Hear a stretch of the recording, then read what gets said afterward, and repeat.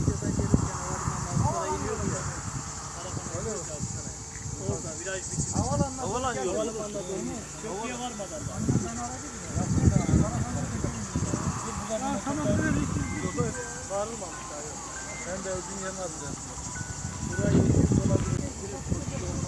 Kırılacak kız. Ulan kırılan da kırılsın artık. Ulan canın sağ olsun. Bir şey olmaz can sağ olsun. Buna şükür. Buna şükür canın sağ olsun.